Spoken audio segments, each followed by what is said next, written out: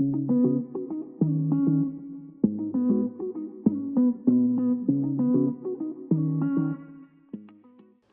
right, ladies and gentlemen, welcome. Hope you had a beautiful day. Today with me, I have the CEO of Hansgrohe Group, the one and only Hans Jürgen Kalmbach. Thank you so much for welcoming us here to your beautiful showroom, and welcome to Dubai. Thank you very much for inviting me for the interview, and welcome to the showroom here. Thank you. Tell me, how are you doing today? How is Dubai treating you so far? So Dubai is treating me well. So I came here already on Sunday night. So being here in Dubai yesterday and the day before in Riyadh in Saudi Arabia. Nice. So we just came from a hospitality event in the neighborhood here. I'm very happy about the development of the region and the development of Hansgrohe and Hansgrohe here. Great, so you've been quite busy. We have been quite busy, yeah. Nice. So to kick off the conversation, just tell me a little bit about Hansgrohe, obviously, and a little introduction. What is it that you do? And we're going to take the next steps after to see how are you going to expand in the next couple of years here. Yeah, that's good. So my name is Hans Jürgen Kalmbach. I'm the chairman of the executive board at the Hansgrohe Group. The Hansgrohe Group is a global business in the sanitary industry. So we are selling faucets and showers, and we are also selling entire bathroom equipment. Actually in two brands, a brand that serves and caters the luxury market called Hansgrohe, and a brand that's going from the premium to the volume segment called Hansgrohe, like our company name.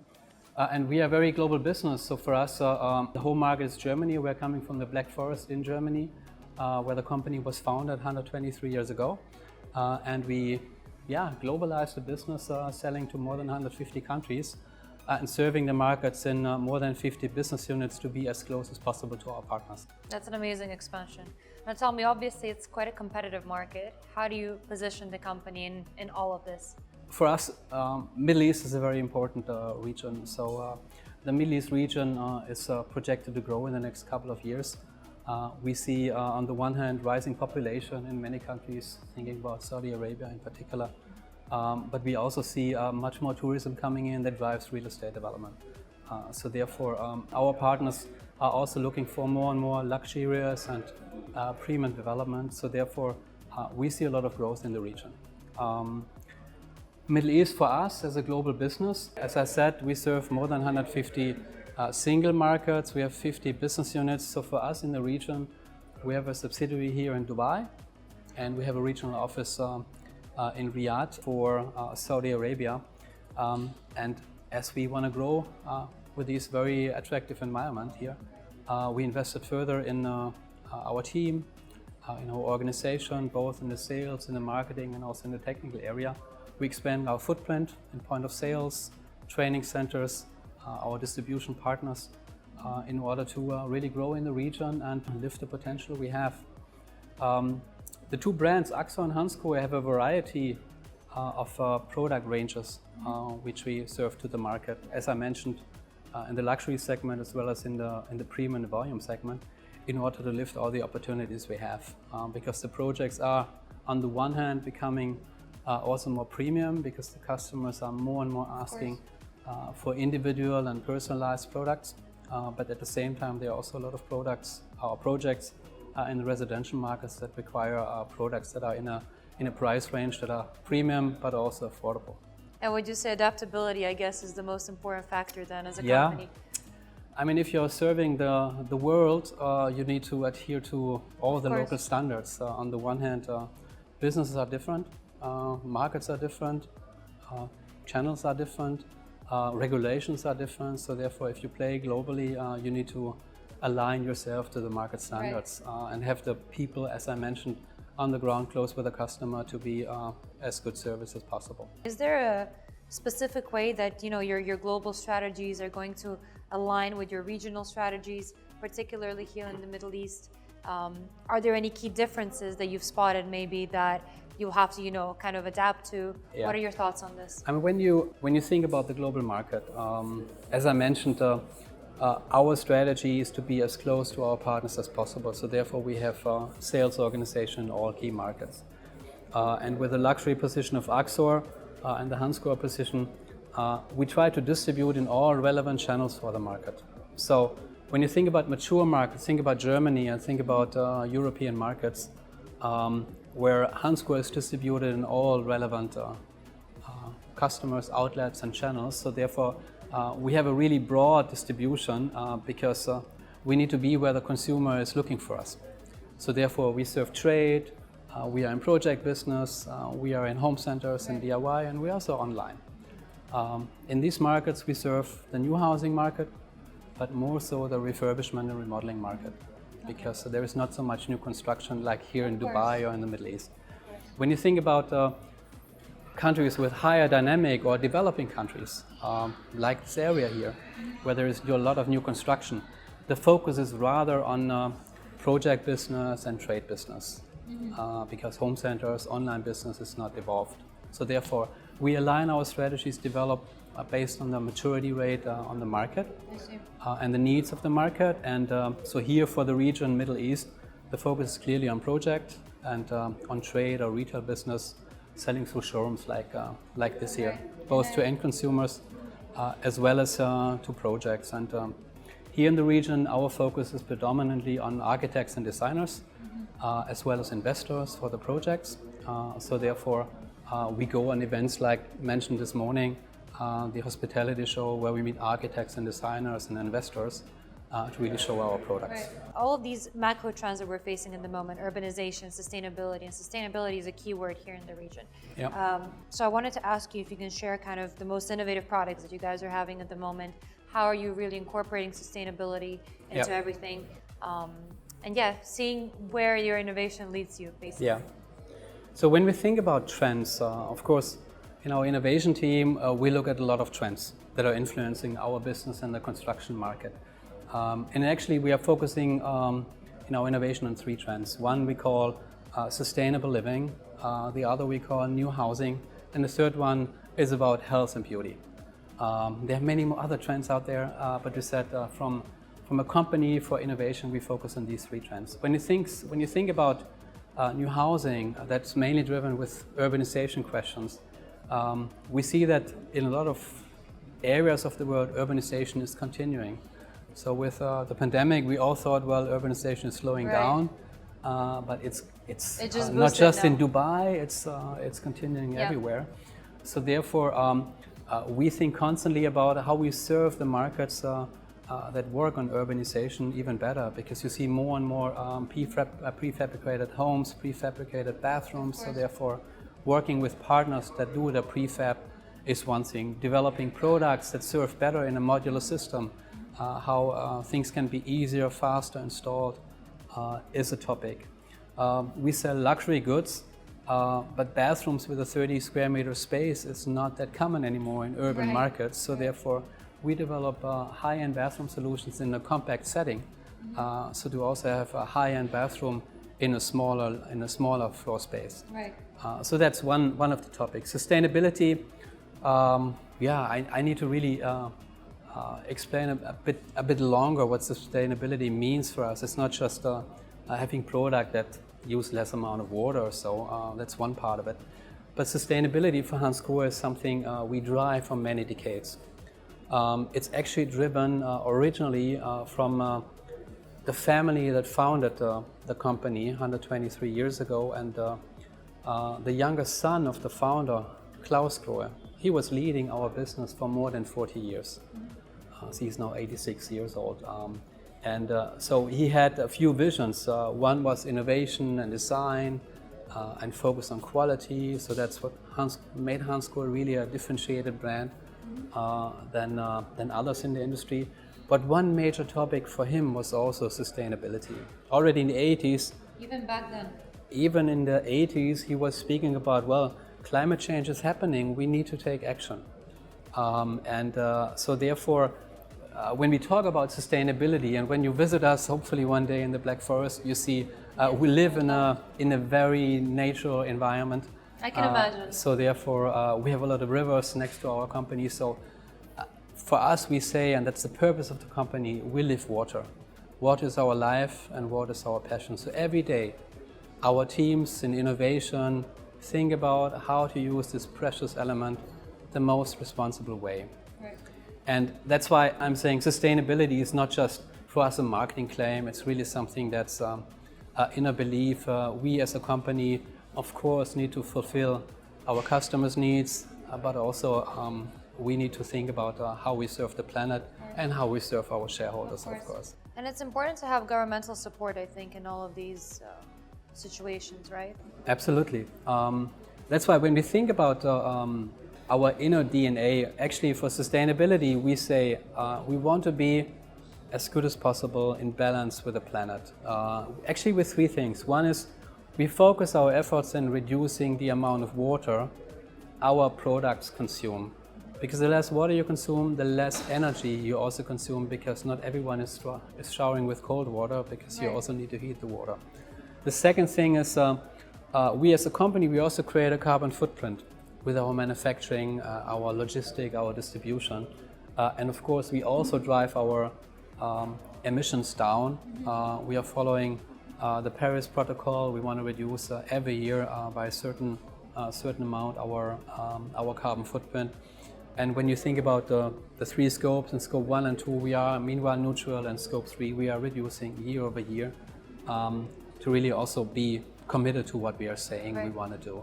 And the third one is we all read the news that the world is running out of some of the resources. So we need to think about how we use this circularity system more to also use materials that are naturally grown or reuse materials. So there are three principles we are working on. Now, how do we do that? You asked for technologies or products in particular. And, maybe censored water taps, maybe. Censored water taps is one thing. To just not waste water, that's one thing. But let me speak about one topic. Reduction of the water amount in showers is one major topic.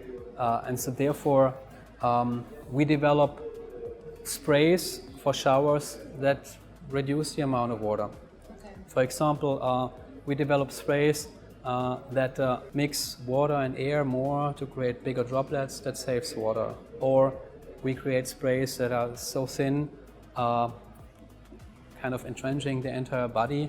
You're talking about the actual heads of the showers. The head shower where the water is coming out, so that you have a very comfortable spray, but using less water. In the 80s already, we've developed the first technology, which we call EcoSmart. We have a shower where you usually have about 15 liters per minute water consumption. And this technology helped us to reduce about 50% of the water consumption, down to 8 liters, 7 to 8 liters. And these are technologies we constantly further develop by creating new sprays in the shower head, creating new technologies, how to mix the water, mix it with air to reduce the amount of water. That's a very interesting concept.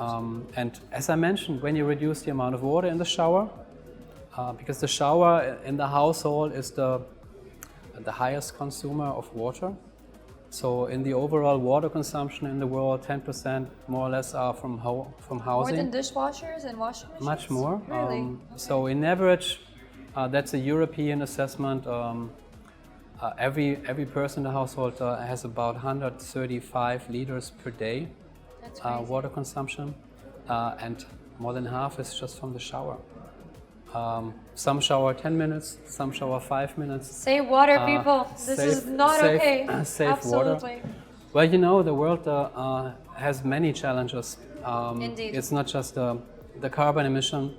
There's a lot of areas in the world they have scarcity of water. Even in the northern hemisphere, it's not just here in Dubai or in South Africa or in California. So even in water-rich areas like the Black Forest in summer, there is shortages in the river. So therefore, we also are asked to save water. So therefore, water scarcity is a big topic, and we develop technologies how we reduce the amount of water.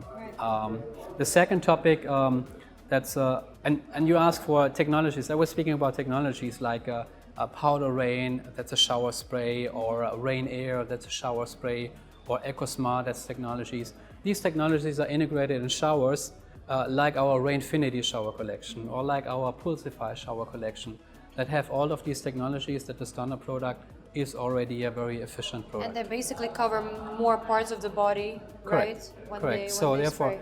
of course, we are not selling products that save water and save energy, we also are selling experience. So therefore, you don't want to have a shower High quality where you shower 10 minutes longer because there is so little water coming out. So therefore, our technology really creates a comfortable spray where you almost don't realize the difference between a 15 liter or an 8 liter a shower. So that's showering technologies. Similar technologies are then, for example, for faucets, because also in the faucet, we spoke about sensor faucet. Also in the faucet, there are technologies where you can save water or energy.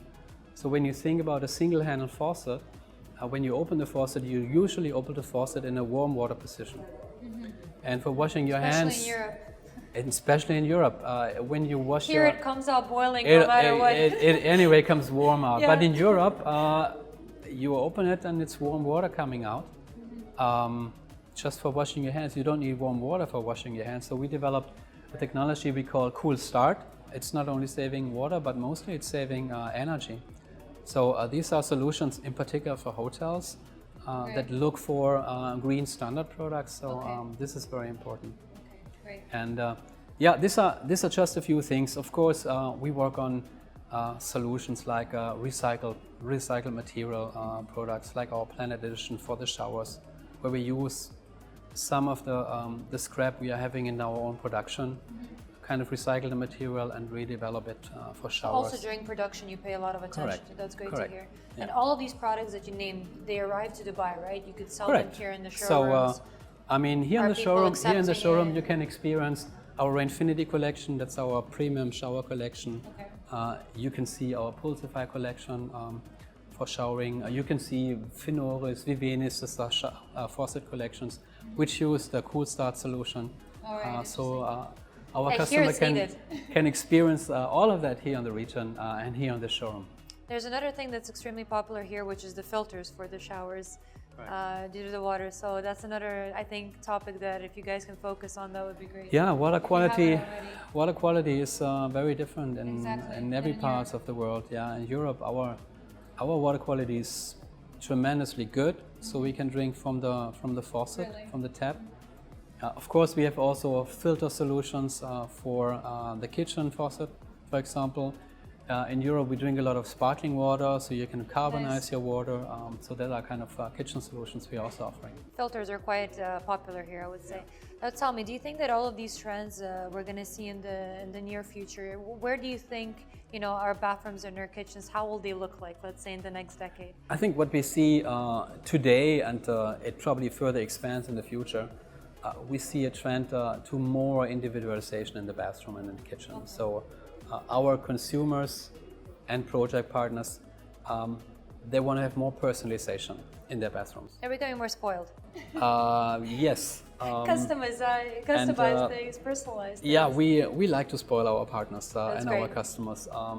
But individualization goes from having products that have different finishes, different services, having decorative elements, products that in some cases even have individual statements, a longer handle, or for hotel groups, they very often like to put their emblem, their logo from their brand on the products to have it personalized. And so we can do that. We have a special service we call Signature Service for Axo in particular, but also for Hansgrohe products in a project.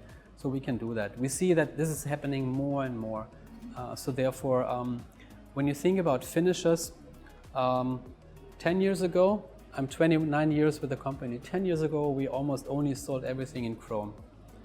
Today, for Axor, more than half of our sales is with special finish. And we offer for Axor, for our luxury brand, 15 different finishes. Great. From, of course, chrome, the standard finish, to gold finish, to matte black finish, to brass, to bronze look finish, nickel finishes. We do that in polished versions as well as in brushed versions. So therefore, the variety of the assortment, the variety of finishes gives every consumer the opportunity to pick the right choice. Right. And the differences are, depending on the region, very high. I can imagine. So some regions like more the black finish, some others more the nickel.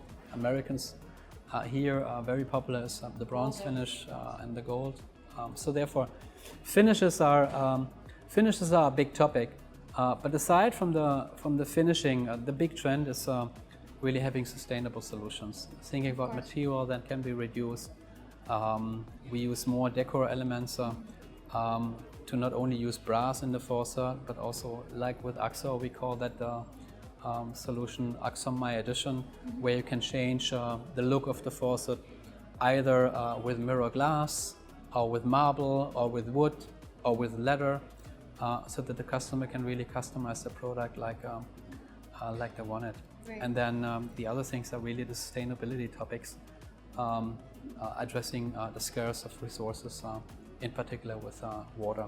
Now tell me, Hans, since we're coming to the end of our interview, you're a prominent leader in your industry and you have been, as you said, for the last 29 years in the company. What would be some pieces of advice that you would give to all the other aspiring leaders out there that would like to become you one day? I mean, first of all, when I think about myself, I always would recommend, whether you are a senior leader, whether you're the CEO, don't take yourself too serious. I'm not doing that. So, of course, I have an important role of the company, and I'm a coach of this team, and I bring the team on the field. You're responsible. So we play to win, of course. That's our attitude. Right. But at the same time, I'm just a member of the team. So don't take yourself too serious. And that's typically what I do. I'm part of the team. For me, I clearly understand that we only make success if our team is creating the success, if we engage with the team. So therefore, for me, and I recommend that to every leader, the focus on the tasks is developing the right team, developing the right culture in the team, and further develop your organization, because the team will make a difference. Of course. And that's why my major task, like this week, so I'm here to see customers, to speak with you, but mostly really to speak with our team, encourage our team to be brave, to look forward, and of course meet the people. That's why for me there is a simple formula. You need a great brand, you need a great products. We call our strategy, our innovation strategy is about the product is the hero. We really focus on the product. We develop the product until it's ready and perfect. We need to have great service, makes a difference. But in the end, a brand, product and service will only be great if you have a great organization, great team. So therefore, take care of your people. That's the biggest asset. Is there a sort of proud moment that you have at the top of your head that you could tell us where you were, proud of your team and what they've done and what they've become? Here we won fabulous projects. I mean, from years ago with the Palm, that was great. So we won a lot of big projects like the Bulgari. So winning projects is always great. But I'm not only focusing on the Middle East team, I'm focusing on the group. So we are a group of 5,500 colleagues around the world. And what makes me always proud, and that's happening soon again, that's in March next year, there is the International Sanitary and Heating Show in Frankfurt. So hope some of your listeners will also come, because for us this is always the moment where we show to the world the newest innovations, the newest technologies. But more importantly, we bring all of our colleagues from the world together. We even have Schiltach, where we are, is about 200 kilometers away from Frankfurt. We open special trains to bring our people from Schiltach to the show, so that they can experience how we are, who we are, and how we compare to the other peer groups. So that's always a very proud moment for me, to represent a great family, a great brand, a great company to the world. I can imagine, and I have to tell you that it's absolutely seen, and the mirror of what you're just saying right now is showcased here. Thank you so much for this interview. It was an absolute pleasure meeting you, speaking to you. And on behalf of Design Middle East, we really wish you the best of luck. Thank you, Hans. Thanks for the interview.